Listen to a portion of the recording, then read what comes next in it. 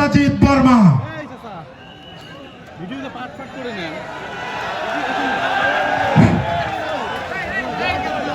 উপস্থিত লালমনিরহাট জামাতি ইসলামের এই ঐতিহাসিক জনসভার সম্মানিত সভাপতি ও প্রধান অতিথি হিসাবে উপস্থিত আছেন বাংলার 18 কোটি মানুষের আশার আকাঙ্ক্ষার প্রতীক যে বিভাগীয় আমির ডাক্তার শফিকুর রহমান ভাই, এবং উপস্থিত আছেন বিশেষ অতিথিবৃন্দ ও আমন্ত্রিত অতিথিবৃন্দ, এবং মঞ্চের সামনে উপস্থিত আছেন লালমনিরহাট জেলাবাসী। আপনাদের সকলের প্রতি জানাচ্ছি আদাব ও নমস্কার। ভাই, আমার নাম পুষ্পজিৎ, আমি একজন হিন্দু মানুষ। আপনারা হয়তো মনে করছেন যে হিন্দু মানুষ আবার জামাতের সবাই কেন? এটারও অনেক কারণ আছে। আস্তে আস্তে গ্রাম পর্যায়ে যখন যাবে আমরা এগুলো বিস্তারিত আলোচনা করব।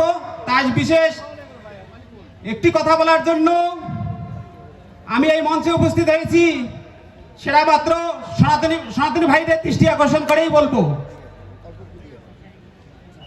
প্রিয় বন্ধুরা, দীর্ঘ স্বাধীনতার পর থেকে আমরা বেশ কয়েকটি দলের সরকার দেখেছি,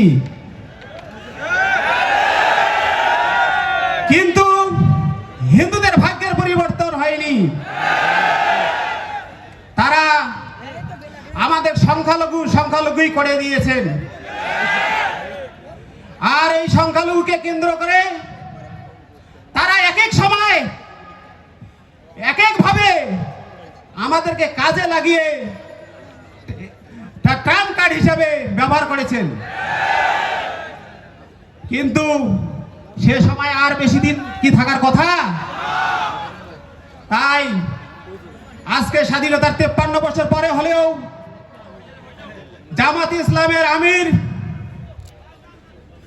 ডাক্তার মোহাম্মদ শফিকুর ভাই আমাদের আশার বাণী দিয়েছেন যে বাংলাদেশে কোনো প্রকার সংখ্যালঘু থাকবে না।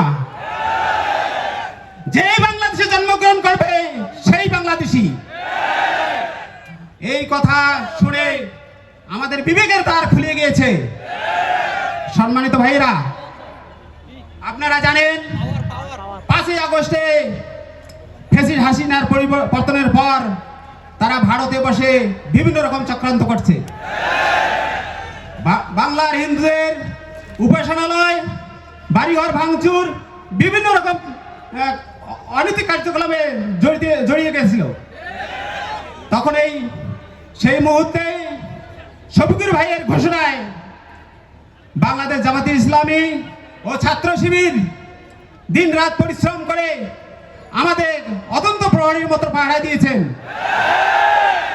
তাই আপনাদের কাছে আমার অনুরোধ,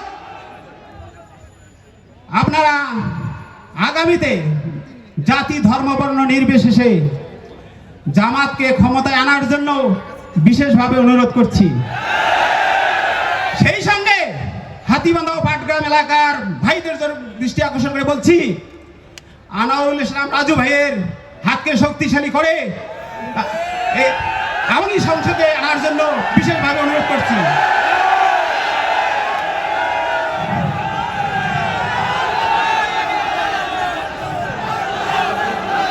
দৈনিক আজকের বাংলা .net